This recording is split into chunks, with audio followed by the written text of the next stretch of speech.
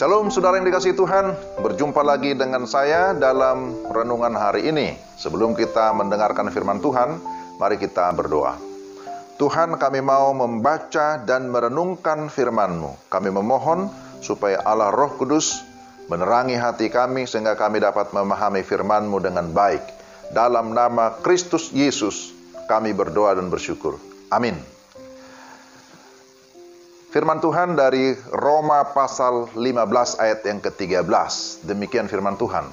Semoga Allah sumber pengharapan memenuhi kamu dengan segala sukacita dan damai sejahtera dalam iman kamu, supaya oleh kekuatan Roh Kudus kamu berlimpah-limpah dalam pengharapan. Tema kita berlimpah dalam pengharapan. Saudara yang dikasihi Tuhan, jikalau kita membaca perjanjian baru, maka kita menemukan setidaknya 46 kali muncul kata pengharapan. Memiliki pengharapan adalah salah satu ciri khas atau karakteristik kekristenan. Pengharapan berkaitan erat dengan iman, hope and faith. Iman dan pengharapan selalu bergerak maju, mengarah ke depan, bukan ke belakang. Oleh karena iman, kita memiliki pengharapan. Pengharapan mengikat kita kepada pengakuan kita. Sebagai contoh, jika saya percaya bahwa Yesus adalah Tuhan dan Juru Selamat, maka saya memiliki pengharapan yang pasti bahwa di dalam Yesus Kristus ada kepastian keselamatan. Pengharapan membuat seseorang bertahan dan bersabar di dalam penantian. Pengharapan membuat seseorang terus bersemangat di dalam perjuangan.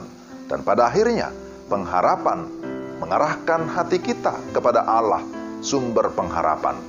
Saudara, Allah adalah sumber dan dasar pengharapan kita sebagai orang-orang percaya.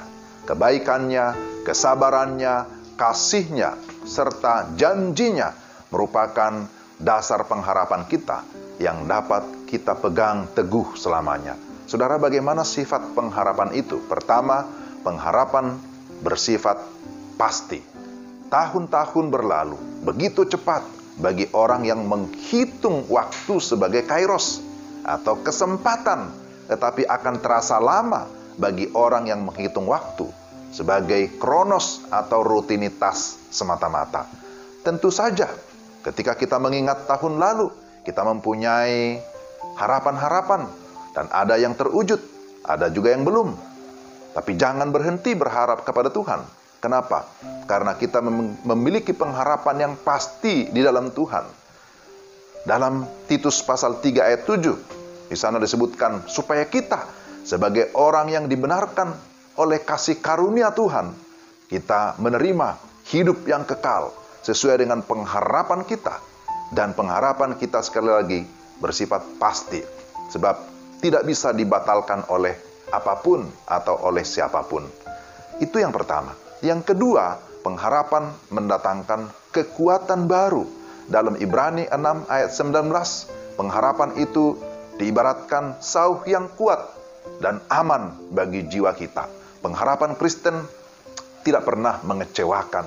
Bahkan ketika kita menghadapi ujian yang sangat berat, ketahanan kita terhadap ujian itu juga akan menimbulkan pengharapan. Pengharapan ibarat cahaya yang terus menerangi dan menghangatkan hati kita. Cahaya terang membuat hidup kita akan lebih kuat menghadapi berbagai tantangan di dalam kehidupan. Dan yang ketiga, terakhir, pengharapan tidak membuat kita menjadi pasif, tapi sebaliknya, kita akan tetap aktif. Itulah sebabnya kita berjerih payah dan berjuang karena kita menaruh pengharapan dalam Allah yang hidup. Demikian kata Rasul Paulus di dalam 1 Timotius 4 ayat yang ke-10. Karena itu jangan mau digeser dari pengharapan Injil. Ini berarti bahwa orang Kristen harus proaktif, giat bekerja, semangat melayani, dan tekun dalam segala hal-hal yang bersifat positif.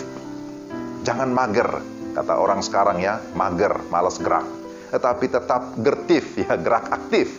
Pengharapan Kristen didasarkan ya pada Kristus yang memberikan kita satu kepastian.